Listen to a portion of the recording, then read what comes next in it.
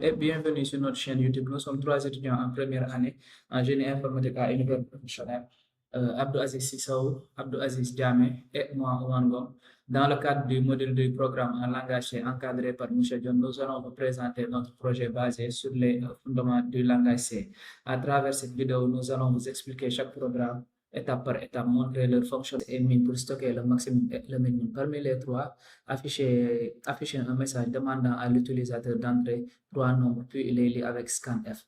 On initialise max et min avec la valeur du premier réel. On compare B et C avec max. Si B est plus grand que max, on met max égale B. Pareil pour C. Même logique pour trouver le minimum. Si B est plus petit que min, alors min égale B.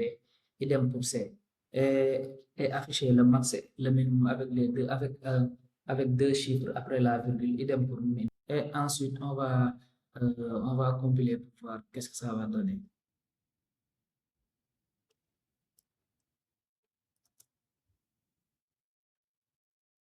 Nombre pour stocker la valeur saisie par l'utilisateur.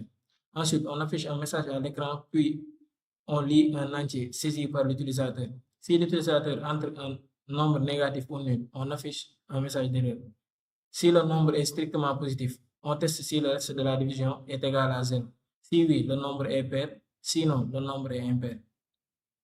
Voilà, nous allons compiler pour voir les résultats. Voilà, un est un nombre. Tout d'abord, on va commencer par initialiser i égale moins 1, point de départ, le premier nombre négatif impair, somme égale 0, variable qui contiendra la somme totale, une étiquette nombre début, c'est un point de retour utilisé par goto, tant que i est plus grand ou égal à moins 100, on continue les calculs. On teste si i impair, le reste de la division égale 0, si oui, on ajoute i à somme, on décrémente i pour passer au nombre suivant, puis on revient au début de la boucle avec goto début. Une fois la boucle terminée, on affiche la somme calculée.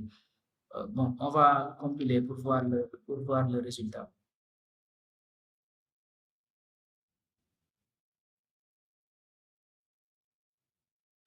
Pour les coefficients des équations, à savoir A1, B1, C1, A2, B2 et C2. Les solutions X et Y. Le déterminant utilisé dans la méthode de Cramer, c'est-à-dire lire les coefficients de la première équation, ensuite lire les coefficients de la deuxième équation. On calcule ensuite le déterminant du système. Si le déterminant est égal à 0, il n'y a pas de solution unique. Si le déterminant est 0, on affiche que le système n'a pas de solution unique, c'est-à-dire il est indéterminé ou incompatible. Sinon, on applique la formule Cramer, c'est-à-dire on calcule x et y. On affiche ensuite la solution du système avec deux chiffres. Nous allons compiler pour voir. Voilà.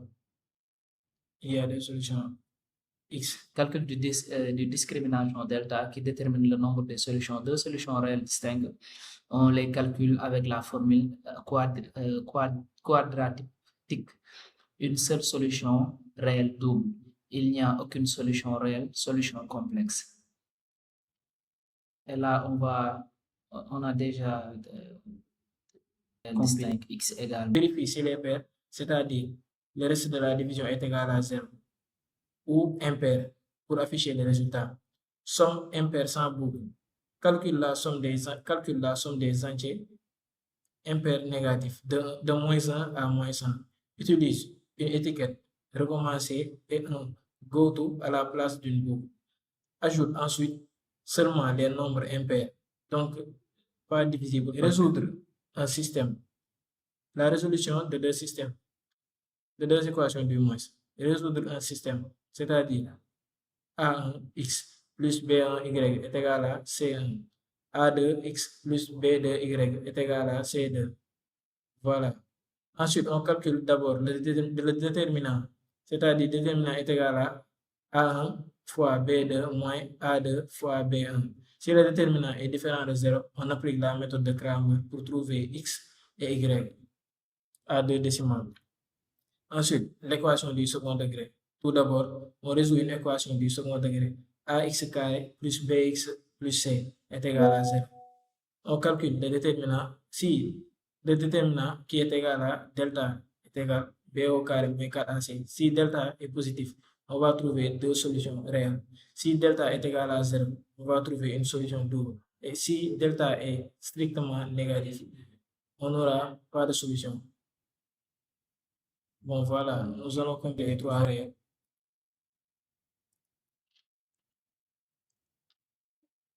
Voilà, le maximum est égal à 6, le minimum est égal à 1. Ici, la boucle while permet de répéter le menu tant que l'utilisateur ne choisit pas 0. Switch choix dirigé vers la fonction liée.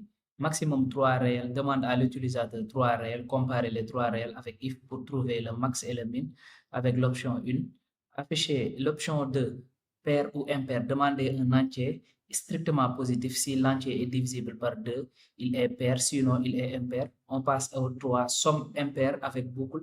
Initialiser un compteur à -1.